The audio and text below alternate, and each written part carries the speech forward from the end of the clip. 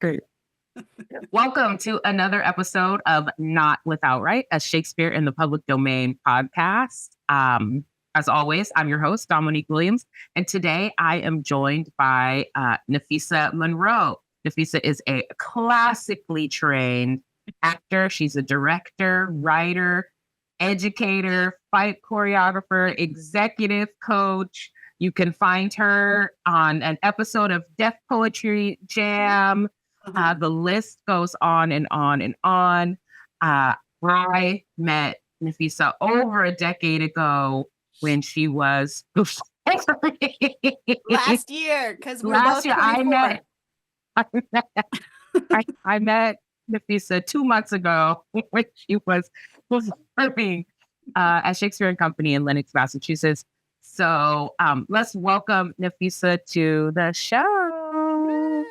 Thank you. Thanks for having me, Dawn. Oh my goodness. When I conceived of this wacky idea to do a Shakespeare podcast, like the world needs another one, you were top of the list for many reasons. The first being that you have an M.F.A. in Shakespeare. What even, tell me about your acting training and this M.F.A. you have in Shakespeare. Well, it's technically in classical acting, so we did study Jacobean a little bit as well. So, my graduate degree, my M.F.A. is from. It's a long name. You ready? Everybody, take a deep breath. It's from the Shakespeare No, I said it wrong. The Shakespeare Theater Company's Academy for Classical Acting at the George Washington University. That is a mouthful. Sure. Yeah. So it's, but ACA is what we call it, the Academy for Classical Acting, and it's at GW in Washington, D.C. And so it is attached to, founded by Michael Kahn, who also is one of the founders of the acting program at Juilliard. He founded this M.F.A. program in D.C. as part of his theater company. So basically all of the folks that actually worked for the Shakespeare Theater Company in DC, including Gary Logan, Ellen O'Brien, Brad Waller, a lot of the people that did so Brad Waller's the fight choreography. Gary Logan is an ear training voice guy. Ellen he would not like me saying it like that, but that's okay. Ellen O'Brien is also voice and text. And a lot of those people who were at the top of their game, they were our instructors at the university. So that's the program. I don't know. It's intense. It's all Shakespeare and a little bit of Jacobeans. And that's, which of course, when I started, I was like, Jacobean? They were like, no. But you learn. That's why you're in school, right? So what was the training philosophy or the pedagogical approach to the training? That's a really good question. I think, it's interesting at the time. I mean, Michael Kahn is still probably, if you study Shakespeare at all or Shakespeare theater at all, he's still considered one of the people who really made a name for himself, but also really created this world of Shakespeare, especially as it exists in America, right? He's kind of like the American Shakespeare icon, if you will. So there was what I think what attracted me the most, but also was probably the most useful, is that there wasn't a one-way approach, right? There wasn't here's Peter Brook's book, this is how we're going to do things, right? This is how you always do it approach. There was the approach from many voices saying, this is how we've done it, this is how he does it, she does it, they do it. And now your job is to find out how you do it. With the focus being, is the story clear? Is the poetry held in the way that the director wants it to be held in that moment, right? Are the relationships clear? Are you building your character and the complete life of the person that you're portraying? And do you know what the heck you're saying? And do you know what's being said to you? right? Because there's a lot of people who know their lines. They know what their lines mean, but they don't necessarily know what the lines that are being said to them mean. And so there's that piece. And then the other animal of it, which is that you have got to train your body to have the lung capacity, to have the intelligence and the quick and the swiftness of thought to attack the Shakespeare's works, right? There are moments when turn on a dime. Let's talk about turn on the point of a pin, right? That alacrity is the word I'm looking for. To change direction in a moment. And so we had Pilates every day. We had deep stretch training body every day. We had Alexander training every day because we had, we had voice and text, and we had ear training because we needed to be able to hear the sounds that we were saying and or using, and also know how to adjust accordingly for accents and whatever we wanted to bring into the space. But our bodies had to be in as much shape as our minds in order to really, really do justice to the work. And so that was, we had days where we had to do voice class in corsets, because how the heck do you breathe when your entire lungs are bound? Oh, and then you've got to do a dance and do your lines. So anyways, so the pedagogy was get your butt in shape, quit smoking. Literally in the welcome letter, it's like, if you smoke, quit now. And find and develop your process. And that to me is the beauty, and was the beauty of the training. Did that answer the question? That absolutely did answer the question. And of course, I want to, problematize it a little bit. I'm a doctoral student right now, and I'll be writing my dissertation on Black actors doing Shakespeare. And I've heard lots of anecdotal stories of Black actors being told, you can't do Shakespeare because of your voice, or your tongue is too thick, or all of these things. Yeah. And you talk very lovingly of your training. So I wonder if there was any aspect of being a Black woman that made the adjustment hard, or that in that program you felt especially affirmed or cared for. That's interesting. So Gary Logan, who is a dear, dear friend of mine now, he was the director of the program at the time that I was attending, and he wrote a dictionary for pronunciations of Shakespeare's words for the American tongue. Eloquent Shakespeare. The eloquent Shakespeare. Yes. The first thing I did with this dictionary is like, can I cuss? Yes. It's like, this is bullshit. Who's the standard? Who sets the standard? Who said you did? Why can't I say it like this? Why does it pronounced like so-and-so? So that was my first, my first engagement with that. And Gary and I had actually lots of long conversations. And if any of you know Gary Logan, you know that he is a loving, fantastic, wonderful Caucasian man, but he is aware of both his caucasity.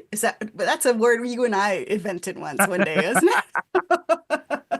He is aware of who he is and where he grew up in society, but he is also a man who's fascinated with sounds and accents, and how that defines and tells a story, both in real life and in on stage. And one of the things that he talks about in the intro to the book is not that he's seeking that this is not a norm, right? He's not seeking to make these sounds normal, right? Or the norm. He's saying we have to find kind of like this one place where we start, and from there you take it wherever you want. And that this is a suggestion. This is a suggestion based on the verse, based on the scansion, based on the rhythm of this speech, based on the location of the original intended location of this particular play. Here is how it would have been pronounced. Now, y'all take that and do what you want, right? So some people want to say Baroon, some people want to say Barone. I had a director who wants to say Baroon because it rhymes with moon, and those two things were really in conversation with each other in our production of Love's Labor's Lost, right? Some other people want to say Barone because they like the concept of him owning, right? And so both are possible. And what I like about that approach to it is that there's not an attempt to diminish who you are when you come in. There's an attempt to add to it, right? To expand who you are and who you can be as an actor. I know that my experience is not necessarily the experience of all the Black people in who have come through that program, right? I know that there have been some folks who have felt that they were told, no, that is not okay, or no, that doesn't work. And to them, I say, I hear you. It was not my experience. I do get that out in the world. And the truth is, there's not enough, we're in a very white America at this moment in time, and for the last however hundreds of years. And we are, especially in the theater world, we're in a very white theater world where we're all just, unfortunately, that's where the money is right now, for the most part. And so we're all kind of figuring out how to bring more of who we are culturally and historically and ancestrally into this world that was not necessarily us who built it, if that makes any sense. Does that make sense what I'm saying? Yes. Yes. I hear you. I hear you. So, yes, it can be problematic. And that's something as an instructor, as a teacher, that have tried to take time to really delve more into, well, what are the Black African techniques of acting that, there are incredible theater companies, especially in South Africa there's a couple, I can't remember the name of the companies, but there's a couple companies, I believe they're in Cape Town in South Africa, that do fantastic, from what I've heard and read about, Shakespeare adaptations and Shakespeare productions. And I, like, in my next life, or when I win the lottery, or when somebody says, "Hey, I'll pay you to do that," would love to go study with them and learn what that is like to study with Black South Africans, and learn what their approach is, because I imagine it's got to be completely different. Well, maybe it's not. I don't know. But I don't know.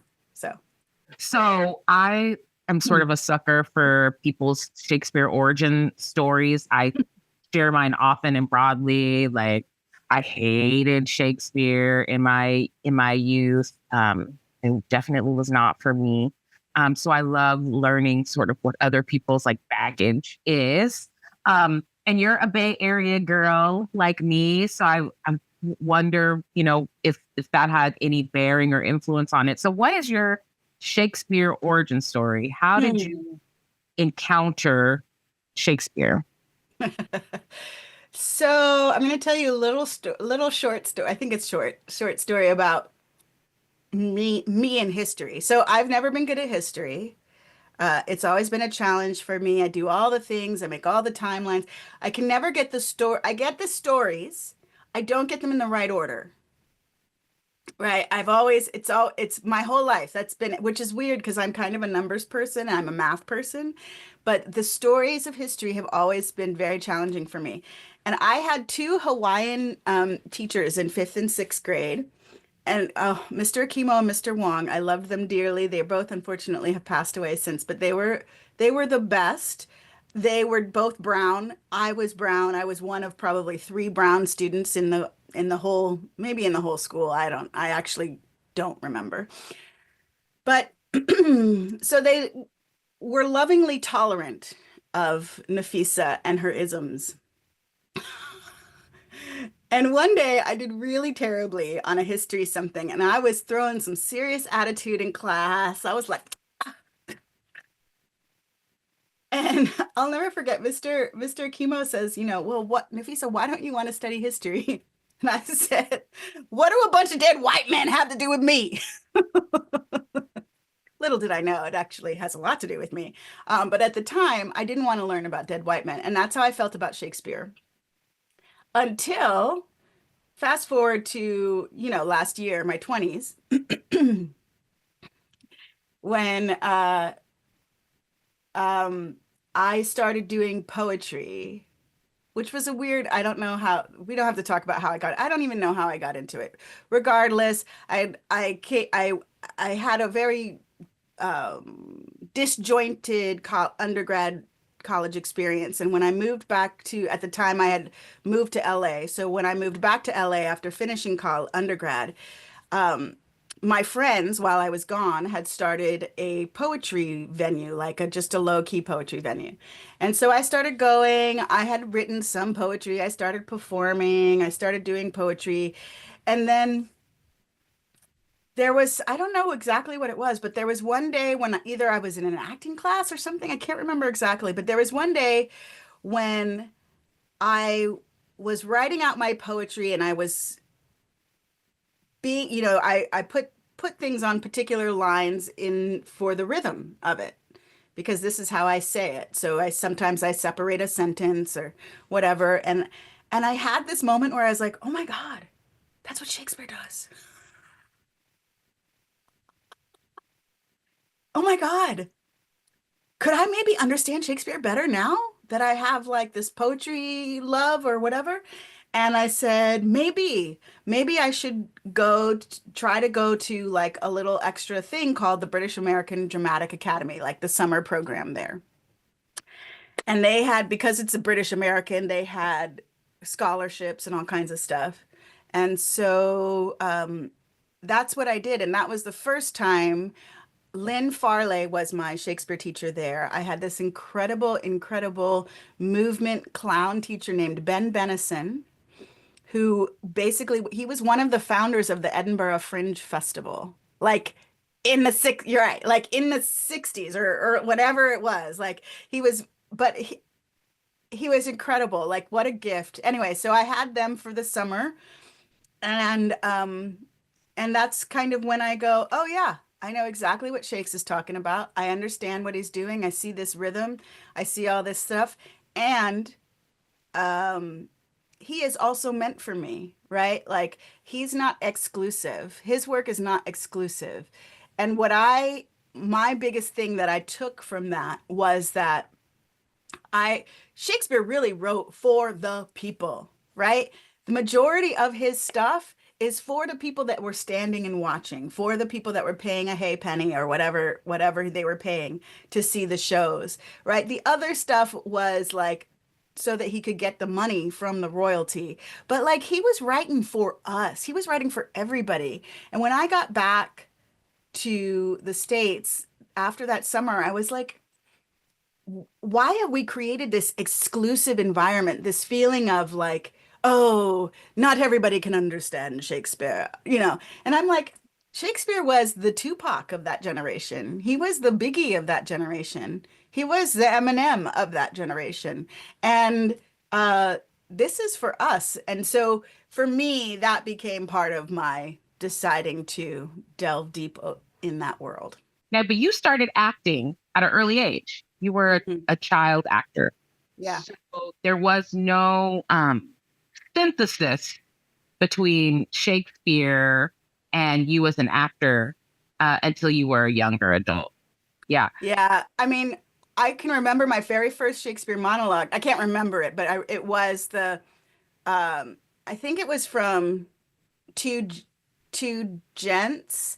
Is that the one where she rips up the piece of paper and throws it and then is like, "Oh crap," and pulls it back? Yes. Yeah, that's the first Shakespeare monologue I ever did as a young person. And I think maybe I was 12 or 13 when I did that, but for class or for some whatever it was. I did grow up. I had a very privileged upbringing. I was the very poor kid right on the edge of that. My mom struggled to live in this town because she knew that the privilege that I would have if I grew up there, right, which is in Palo Alto, pre-Facebook, pre-Google.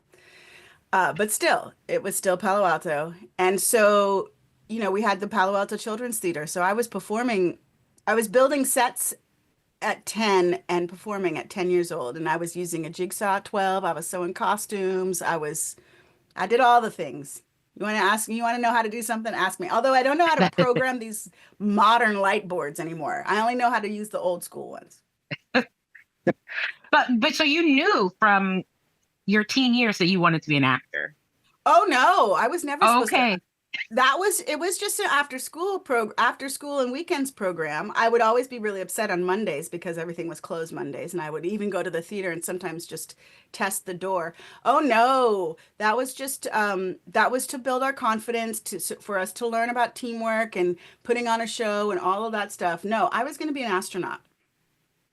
An astronaut. Yes. When Wait, I did never you told you that?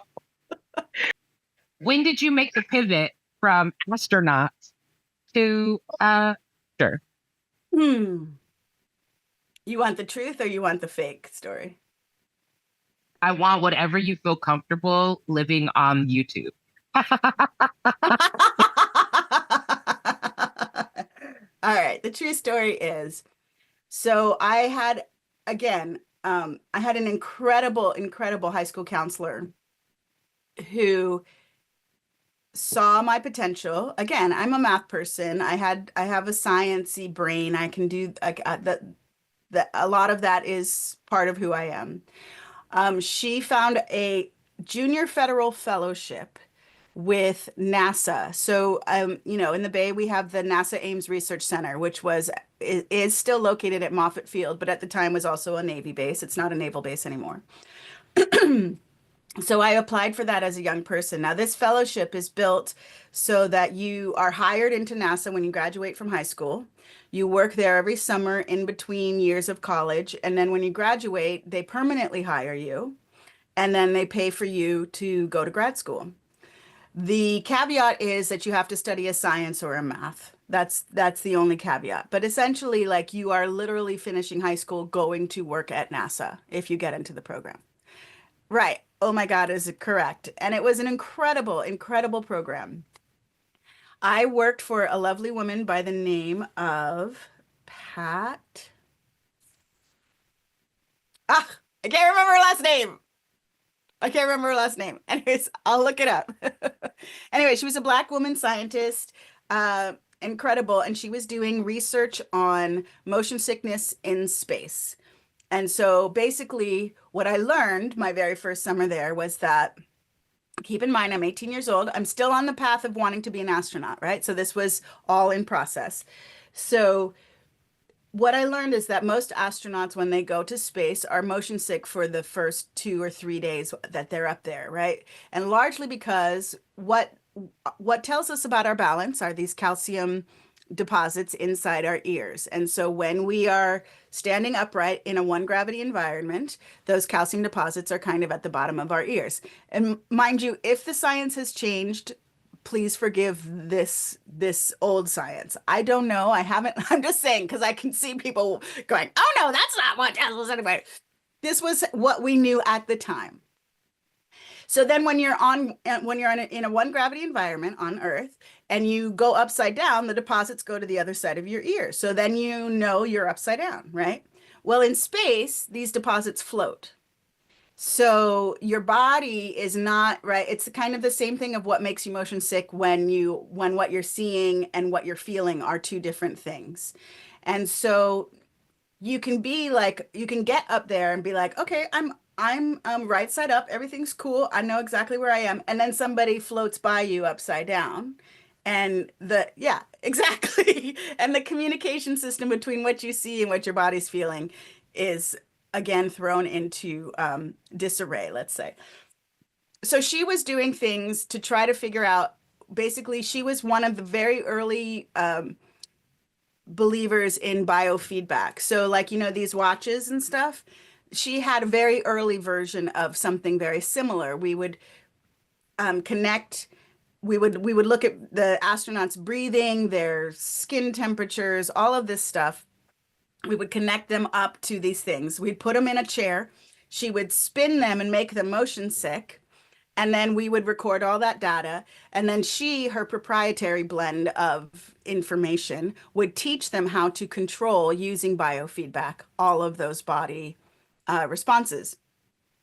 So, so this is the woman that I worked for, and that was my first summer working with all that data. Amazing things happened. I met the first Japanese female astronaut. I forget her name, but I've got a picture with her somewhere. Maybe I can send it to you and you can put it up. But because I recently discovered, I was like, oh my gosh, I didn't realize she was the first female Japanese astronaut. I also got to meet and have lunch with and attend a meeting with Ms. May, with Dr. Mae Jameson. Yeah, who is the first black female American astronaut. And like I didn't get a picture with her. Why? What's wrong with me? Anyway, okay, fast forward to why the shift. So one day my boss says, I want you to work with this thing called the PCAP. Now the PCAP is a schedule of what the astronauts do while they're in space. So this was one from a previous trip, and we were to look at where our experiment could go in this schedule. And I'm looking at the schedule and I'm like, gosh, it's really intense. And it was a schedule to the hundredth of a second, right? Their time in space was scheduled out to the hundredth of a second. And I'm like, okay, I could see that. It's expensive to be in space, to be in the shuttle, whatever. I could see that. So I'm looking at it and there's all this like empty time. And I'm thinking, 18-year-old Nafeesa, she know what she did. Why is there all this empty time when they're not doing anything? They could be doing an experiment. They could be doing something. Why is it not filled? And, and my boss says to me, well, Nafeesa, God bless her for being so patient with myself. You have to give time for them to go to the restroom, to eat. And I'm like, well, why does it take 2 hours to go to the bathroom? And she said, Nafeesa, I want you to think about all the things that gravity helps you do. Just think about all the bodily functions, exactly, that gravity helps with, and that you don't have those up there. And then I said something along the lines of, oh, well, at least I can be doing experiments, looking out the window, seeing Earth, right? Which is what in my vision, that's what it was. And then she says, Nafeesa, where are the windows in the shuttle? And I was like, the cockpit. And she goes, uh-huh. And who's allowed in the cockpit? And I was like, the pilot and the co-pilot. And that's it. She's like, yeah. So the realization of being in a can, basically this big, with 7 people, no showers, 7 days, motion sick, having trouble doing all the bodily functions. Now you're doing incredible work, right? So there was a moment at which I said, I think I might want to play an astronaut on TV.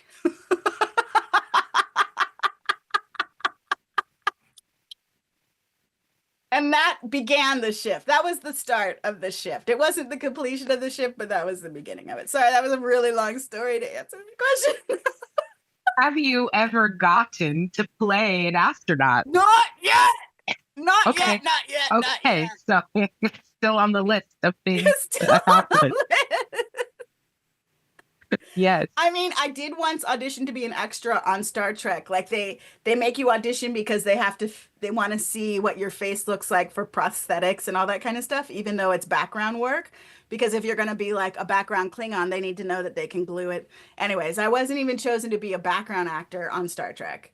It's been very troubling. I even had a friend who wrote on Discovery. I still wasn't on the show. Like, somebody in space, please put me in space on TV. Please. This is my appeal on the Shakespeare. It's out there. Oh, we could do Shakespeare in space. Come on. Yes. Yeah, you said it, and now it shall be done. Yes. We'll send this out to the people that could make that happen. Great. So young Nafeesa, who wants to be an astronaut, very disgruntled with dead white guys, not interested in Shakespeare at all. It goes through and is like late teens, early 20s, and is blossoming into a poet. Yeah. And through that discovers like, oh, Shakespeare's also a poet, so maybe we can vibe. Yeah. And then you start building this professional repertoire. You decide to get an MFA in Shakespeare. I'm going to still call it because the title is too long. I get it. It was the Shakespeare Theater through GW giving you an MFA in classical acting. But the exact name, Ooh. Ooh. Call it ACA. You could call it ACA. ACA. You have your MFA from ACA. And then you're out there. You're out in the world, and you're acting. What have been some like really highlights of your professional career? I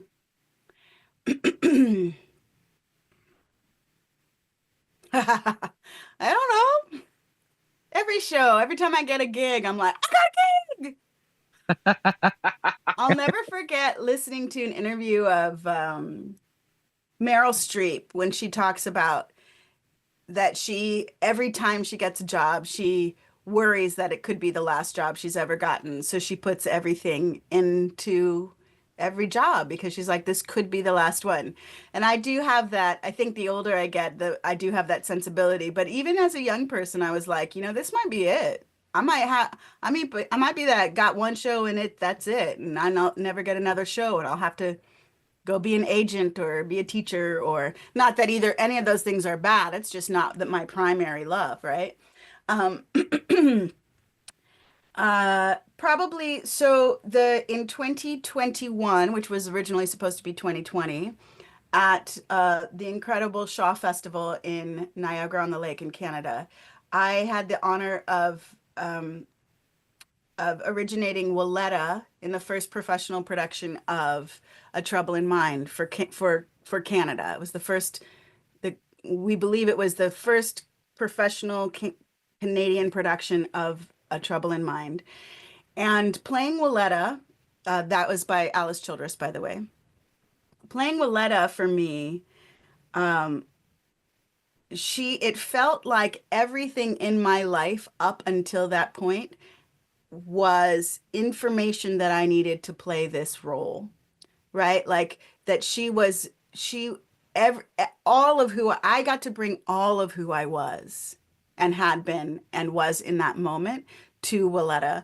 And for me, that was really special and really unique. And it does also have a special thing because it was one of the first shows coming out of the pandemic that a theater company was able to produce. We weren't able to sell the whole house, right? We still had to we could only sell seats 6 seats apart. So we had small audiences. It was already a small theater, but we had small audiences out of necessity. And I recently worked with an actor I did a reading in, where was I? New Hampshire. And there was an American actor who wrote to me afterwards and he's like, I hadn't realized that was you. My wife and I went to Canada twice to come back to see that show because we were so moved by the work. And so for that's probably been one of the highlights of my career, I would say. I'm hoping for more to go forward. This is weird. It's not a performance highlight, but I was recently, for any of you folks that are actors or have been actors, or anybody listening who's been an actor, sometimes you don't get the audition, right? There's a project that you think is just right for you, and you don't even get the opportunity to audition for it. I got this audition for an off-Broadway play that's a one-person show, an adaptation of Uncle Vanya in an Irish dialect. Now, that's not something that this human would often have the opportunity to audition for. I didn't book the job, but boy, oh boy, was it a lot of work and actually like a beautiful challenge to put together that audition on tape. Anyway, so those little things I think have been, I don't know. That's exciting. No, that's very, very, very exciting. Yeah. Yeah. Um, well, in between all of the thing that you've been doing in your adult life, at some point, you got the bright idea to start your own company. Yeah, what was I Um, thinking? what were you thinking? So you are the founder of Classics in Color. Um, so tell us more about the genesis of Classics in Color and where you are with that work today. Yeah, so that started when I was in grad school, and largely because, as I was studying Shakespeare as an actor and a performer, I just really was also witnessing this highfalutin feeling of only these people can understand, blah, blah, blah. And I really like, I reject that. I reject it wholeheartedly, fervently, and passionately, shall we say. Um, and so as I was coming upon my final semester um, in grad school, I was like, you know what? I'm going to start a theater company that's just basically all about, I'm going to call it Classics in Color because I'm not necessarily only going to do Shakespeare. And I want to be able to, for our own, for the theater company's own purpose, I want us to be able to define what is a classic because just because it's been quote unquote deemed or be a part of a canon, right? A Raisin in the Sun only just joined the American theater canon. Like, come on. So I called it Classics in Color because I wanted us to have a little bit of autonomy in terms of defining what was a classic for ourselves. But that was basically based in inclusion because what I noticed was that these theater companies that do the highfalutin thing, whether they're intentional or not, what I recognized what there was not necessarily an intention to include. I'm not saying that they intentionally excluded people, but they did not intentionally include people, right? And so Classics in Color and colon an inclusive theater company, that was and continues to be the primary goal. And of course, I thought, well, I'm a mixed person. I grew up in an mostly all white neighborhood, and I've lived in black neighborhoods, and I've lived with all these people, and I know what it's like to be inclusive. Like I know how to be inclusive, but boy, oh boy, did I have a lot to learn because I wanted to also include people with different um, with neurodiverse folks. I wanted to include folks, actors and artists with disabilities. I wanted to include as many human beings as I possibly could. I want it to be a place, and so I started to really examine. Do you know how many theaters, Dawn, are accessible for folks with disabilities for the audience, but not for the actors? Most, Almost most of them, right? So yes. like you can't you have dressing rooms that are staircases away from the stage, bathrooms that are staircases away from the stage. Um, and so all of those things were things that I started to look at and wanted to buck up against. So is Classics in Color a big, profession? We're a professional company in that we only work with professionals, and we sometimes mentor one or two non-professionals. But we are not huge. We are a not-for-profit organization, and the intention is to continually look at how can we be more inclusive, especially when it comes to the classic and classical works. I Yeah. love that. Um, somewhere I have some swag. Somewhere I have a little tote bag that I Uh-huh. Yes. I mean, you have to have a tote. extorted from you. You have to have a tote bag because you are all about the tote bags. We're gonna have I to have a Dawn's Tote Bags Museum soon. Oh my goodness, don't go giving me any ideas. I love it. I love it. Let's do it. I think we will do that. Yeah. Um, There's a poster museum here in New York, so why not? oh my goodness. I love it. I love it so much. Uh, so to continue on the path of the just like dynamic variety of your career, professional actor, you continue to be a professional actor. You also lead this tremendous company that's putting inclusion at the forefront.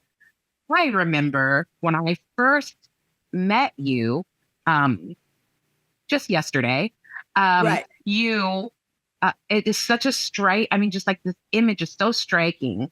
You were on stage performing in Love, Labor's Lost. You had on this floor length red gown, relatively fitted, and you were brandishing like this very long sword. I guess it was a rapier. I'm not, look, I don't It know was all a my rapier. It was a rapier. rapier, broadsword.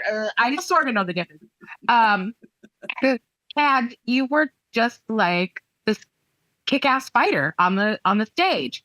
And from that time, getting to know you, we've developed a relationship and we've worked together. So I know that you actually have a lot of combat training, and this is also one of your specialties, in particular around um, safety, keeping actors safe. Yeah. Um, so I would love to learn a little bit about your combat training. Was that part of getting a Shakespeare M.F.A? Where Mm. that interest came from, and how that has blossomed into you working on stage violence? Yeah. As a young person, I was also a dancer. Like where I grew up, the Palo Alto Children's Theater, we did a lot of musicals. So I was always, I was singing and dancing, not the strongest singer, but I was always, I was a strong dancer and I was a strong actor. So, so I always physical movement was always a part of who I was. I did want to be a professional dancer for this long. Um, and then there was this one place that we would always go by when I was a little kid that was like a karate studio or something. And I always was like, I want to do that. I want to do that. I want to do that. I never got to do that. And so when I moved to Los Angeles, and I don't know what movies were coming out, like whatever, Matrix, whatever Kung Fu, something were coming out. And I was like, you know what? I'm an adult. I can actually go find a place to study that. And it will make me more desirable for somebody to hire me for a movie. Right? That was my thought. So I found a couple studios, and then I found this one studio, this one Kung Fu studio run by a black man. Oh my God, I don't know the name of it anymore, but my master was Shigang Jim Muse Furtado. He was also known in the Kung Fu and Karate tournament world as the Taz because he was so fast. Yeah, in the 70s and 80s. So if anybody's watching from that time period, they would know him as the Taz.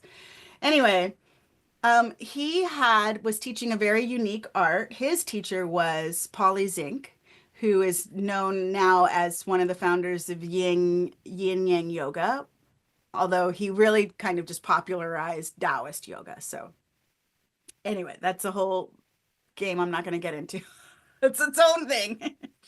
But Polly Zink was taught monkey kung fu from a very generous Chinese man. And then Polly taught several people, not very many, to a couple Americans here. So Polly in the Kung Fu world, tournament wise, he was known as the American Monkey King to some. But if you look up Polly Zink in videos, you'll see these amazing videos. He literally transforms into a monkey. And so my teacher was a graduate of Polly Zink's world. And so I fell in love with this art. It has a lot of, I think, danceness to it, or that kind of flowing. It is not very practical for film, but it didn't matter because I fell in love with the art, and that's what I did. So I started my fight world, if you will, in that in an actual martial arts training. I am officially mastered in the art of monkey kung fu, or Tai Ching Pekwar, if you want the Chinese name. Um, and when I went to grad school, my martial arts abilities kind of, I was able to very, very easily translate to the stage violence world, right? To understand how that works on on stage. But I had, I could wield the swords with both hands. I could kick, I could punch, and all of that stuff. I never did, by the way, I don't do any of the arts where I jump and twirl and none of that. That's not in my world. Just want to be super clear. Don't call me to do that stuff because unless you've got wires for me, I can't do it. Um, Anyway, so I really took a liking to that when I was in grad school. And then when I spent my next couple of years in DC, I unofficially and then officially assisted the stage combat class for the graduate school. And then I did the fight choreography for one of the graduate school's graduate shows. And it kind of just became a world that I participated in. I do enjoy staging violence because the goal is that everybody is safe, right? It's still really about telling a story, but I do enjoy telling a story as scary as we can, knowing that it's really just a trick because everybody's super safe, if that makes any sense. But it's not necessarily, it never was for me like something that I wanted to pursue full time, if that makes any sense. If that, I keep saying that. I don't like that. Can you cut that one out? And you're We'll gonna cut not cut out the just thing that that I one. ask you not to Oh, cut out. I will cut out just that one. Anyway, does that answer the question? That's where the world comes from. But like, I won't do, lots of people who I consider myself a violence designer for the stage. And I can do it for film as well, but mostly for stage. Um, but lots of people who are in that world, they want to learn how to do everything, right? I have a friend who just went through a whole weekend of practicing setting people on fire and setting himself on fire and learning how to do that and all. Right? Like I don't want to learn how to do that. I don't care about that stuff. I don't want to learn guns. I don't want I have my specialty, which is unarmed found weapons and swords and daggers, bladed weapons. Uh and that's taking care of each other, and that's fine for me. Nafeesa, you've lived like 7 lives. This is so amazing. It's The out of necessity. It's out the of young necessity, but girl also who's out of creativity, right? Wanting, I don't know. I love learning even more and more and more and more about you. I don't think I knew the extent of your martial arts training. I think I took for granted that, oh, she went to classical grad school, so they have to learn that stuff. Hmm. Like they have to learn rapier and dagger because they're studying Shakespeare. Um, but to know that no, your martial arts training precedes precedes that, Yeah. and also to hear that it was a way to like enhance your skill set as an actor. Yeah. When I was a young actor, I was like, oh, I need to speak Spanish fluently so I can book work. Um, the things we thought when we thought we were going to be movie stars. There's still time. We're still alive. As long as we're alive, there's still time.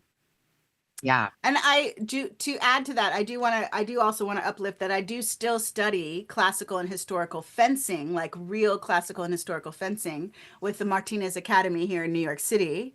And that also is not only because I enjoy it, but also because it teaches you to listen, right? And again, it does teach you that.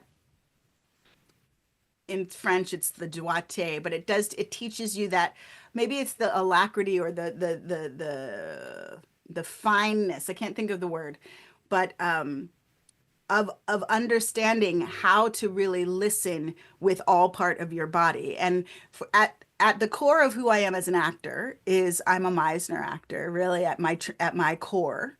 I did also graduate from the Meisner School in Los Angeles, and that was before grad school. And Meisner is all about listening, and fencing, proper classical historical fencing, is all about listening. And so not only do I get to train in my listening skill with all of my physicality and my ears, but then I also get to train my abilities in wielding weapons that eventually maybe I will have to I wield on stage, which, as you saw, was evident in Love's Labor's Lost, right? I was able to lovingly wield multiple rapiers at one point. Yes. While in a form-fitting evening gown. Yes, that was the best part about that the whole thing was that the costume designer was in touch with me really early on after I booked the show to say what can I and can't I do, right? And one of the things we really wanted to do was have like when I spun was to allow the dress to like furl and unfurl, but also make it so I didn't trip on it.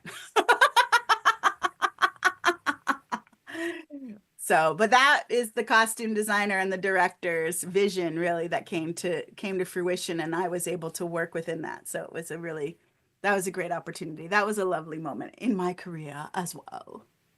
I just want to follow up a little bit on your training, hearing that you, before grad school, were Meisner trained and Oh, knowing that yes. Meisner is, sort of offshoot of this like heavy psychological realism. Now, when I teach acting classes, um, I certainly use that like Meisner tag of like truthful behavior in imaginary circumstances. Mhm. And you know, um, I didn't last very long as a professional actor. So the like repeating exercise, but coming to the door, I continue to use Right. when I'm training students. And so I love that you said the listening, and it's making me think about how you said Gary at ACA focused on the ear training. And so often I think we think that like this idea of psychological realism, this sort of like truthful behavior is at odds with the muscles that it takes to do like Shakespeare. Mhm. And I just wonder if you could say more about the like symbiotic relationship of those schools of training and how they've served you as an actor. Yeah. Well, I think I'm hoping this will answer the question because what you reminded me of is something that I did bring to grad school that, grad school, a quote unquote Shakespeare grad school isn't necessarily going to teach you Meisner. But but because came from a Meisner world of listening, right? And I unfortunately I was the first Sandy Sandy Meisner retired from teaching the year that I started there, but I did get to meet Sandy several times before he passed, and spent time with him at Christmas parties and all that kind of stuff. So Martin Barter was I want to make sure I big up all of my teachers that have, because it's important that I call their names because they are the reason that I am what I am. Also, my mother, Janice Hall, my father, in some respect, Arthur Monroe, but mostly mom. No, Pops, you had something to do with it. He's passed away. He passed away in 2019. Anyways, uh, where was I going? I was going with, like I said earlier, when sometimes we know what in Shakespeare world, sometimes we know what we're saying, but we don't know what somebody else is saying to us, right? And that is where I think the listening falls away and where that I'm acting like I know what somebody is saying to me, but all that is really important is that I understand what I'm saying to them. And that learning to listen to Shakespeare is just as important as learning to speak it. And I think that connection is a result of who I am as a Meisner actor. And often now when I teach Shakespeare, I teach it from the listening perspective, right? So for instance, we know it's very common in Shakespeare for one actor to have, or one character to have a page and a half of a one person monologue at that point. But there are other people on stage and they may not be addressing the audience. They are talking to them, right? And there is nothing I hate more than watching that everybody else on stage just go,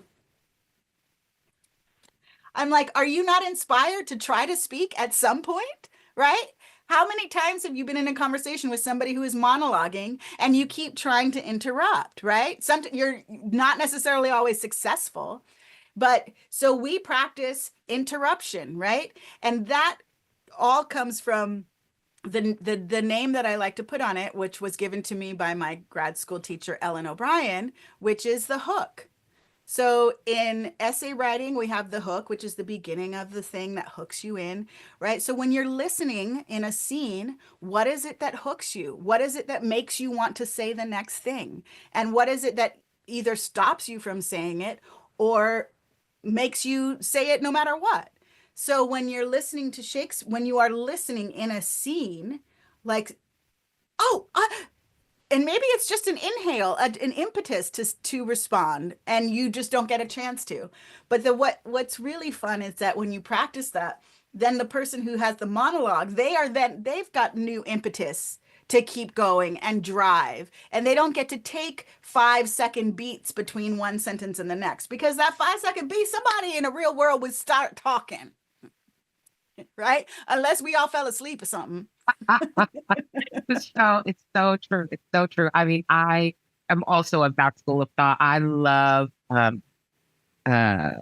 auditory participation. I love the like interjections. But I'm like, you would at least try, Yeah, like, at least um, try. yeah, yeah. I love that. Um, Nafeesa, what can Shakespeare still teach us? Can Shakespeare still teach us? So early on in our friendship, I, I think it was, I got booked to be part of a workshop for one of the shows. It was a pre-rehearsal workshop, and Yes, I was filling in for the actress who couldn't be there for the workshop. yes, at OSF. Yeah, at in Ashland, Oregon, at Oregon Shakespeare Festival. And you and I went out for affogatos or barbecue or something. We went out for something. You took me to one of your favorite places. I can't remember what it was. And we were talking about this, and you said, I think Shakespeare is our birthright. I think Shakespeare is Black folks' birthright because he's got rhythm, we've got rhythm. He's a poet, we're poets. He came from the hood, we come from the hood. And I think all of those things are still really vital and true. And I also think, there's everybody says this, I'm sure, but there's a reason we can still do Shakespeare because it's still frickin' relevant, right? We haven't really hit the point where we're like, oh, that's not true anymore. Those feelings don't exist anymore. Those kinds of relationships, those political debacles and backstabbing and things don't happen anymore. None of that is true. All of these things still happen. And he's, and there's, again, he wrote for the people. He and or she or whoever wrote these plays wrote That's them a for, different episode. That's a different that's a different episode. episode, but wrote them for all of us, right? And I think that the lesson is that art is for all of us, and it continues to be that lesson, and we need to continue to take ownership of those things that are for the community and for everyone. That's Yes. my answer. I don't know if it made Yeah, sense. I love that answer. I love that answer. I love that you um uh, brought forth one of my favorite things to say, that Shakespeare is our birthright. That's how this podcast got its name, Not Without Right, is because of that motto on the Shakespeare family crest: non Stroit, not without right. Uh, and I believe, where Shakespeare is concerned, that I am not without right. It is mine. It is yours. It belongs to the people. It is in the Mhm. public domain. Yes, it Um, is. we hold it in a public trust. So, so that is something that motivates me. And of course, I think there's still plenty we can learn from Shakespeare. I think the mistake is when we tell people they must learn from Shakespeare. I Yeah. think is when we say only these lessons can be learned via this vessel. No, there's a lot of vessels to learn a lot of different lessons, to explore a lot of different themes, big ideas, Yes. big feelings. Um, this is a tool that can be used, and it's one that Absolutely. I have taken great joy and solace in. Nafisa, what's next for you? what what's coming up Well, I have no idea when this is going to air. You told me early on, but I only was in half listening. January. This will come out in January. January Okay, 25. so in May, I will be at Alabama Shakes and play a new work called, I think it's, oh my gosh, Donetta Lavinia Grays. Please forgive me if I'm saying this wrong, but I think it's kudzu. I don't think it's kudzu. I think it's kudzu. It's a new work by Donetta Lavinia Grays, who is an old dear friend of mine. I mean, we're not old. The Long friendship is time old. Yes. friend. Yes. Yes.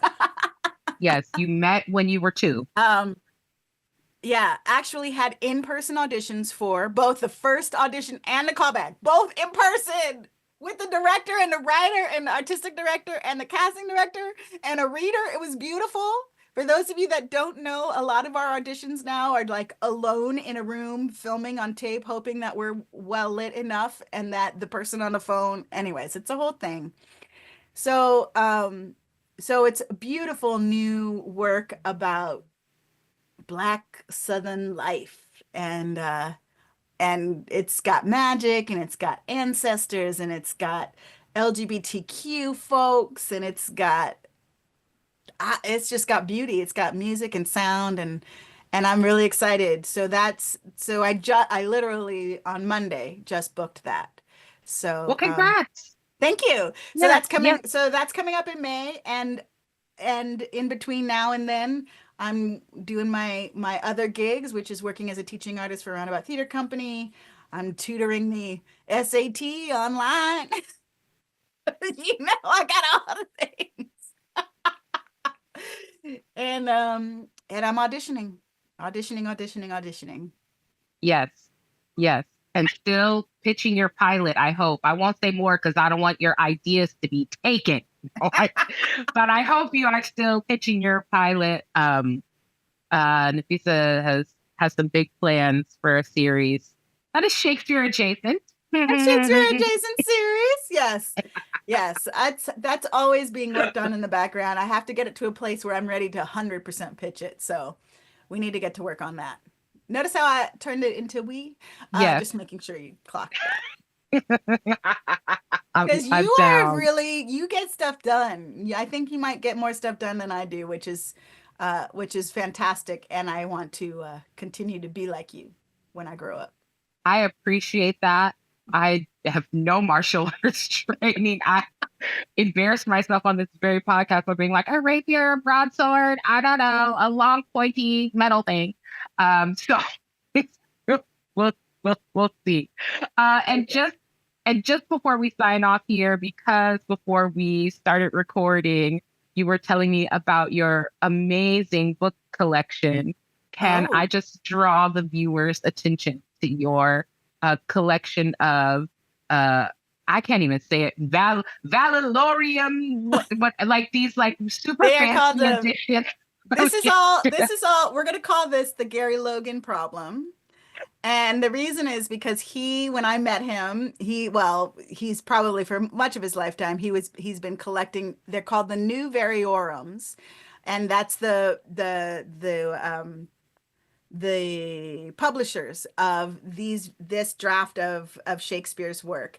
And if you use the I Ardens use are the based Ardens. yeah, the Ardens are based on the New Variorums mostly. Now, granted, the new Ardens also have new scholarship in them. So these are all based on scholarship from like the 1800s, etc. Um, so Gary Logan got me addicted to looking for these beautiful books. And so now I also tried to collect them. I don't have the entire set, but I have a lot of them. And so they've got this scholarship from like the late 1700s, early 1800s. Some are late 1800s and early 1900s. So what's really useful is that it's old scholarship, right? That the new publishers of them sometimes remove things. And especially when you direct and especially when you act, the more information you can have, the more delving into what have other Shakespeare scholars or historical scholars thought about this particular line or this particular word, and why it was used then and why it's being used here. And you take that information and you use it if you will, or you toss it if you will. But I like having access to it. So that's what you see behind me. I'm obsessed with it. I love it so much.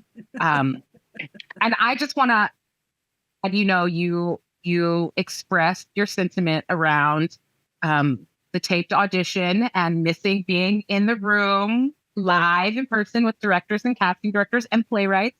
And I just want to say to any actors out there watching, I'm a director who casts a lot by tape. I watch your tapes. I watch them. I appreciate all the work you do. I appreciate that you hang up your blue screens and you find your neutral settings and the takes you do and asking friends to be a reader for you or your teleprompter app. I see you. You are seen. I appreciate you. And I hope we can strike the right accord between getting you back in the room and keeping a sort of accessible playing field for actors and directors that live across the country, because it's let me stay home and be with my family just a little bit more by being able to take some tape.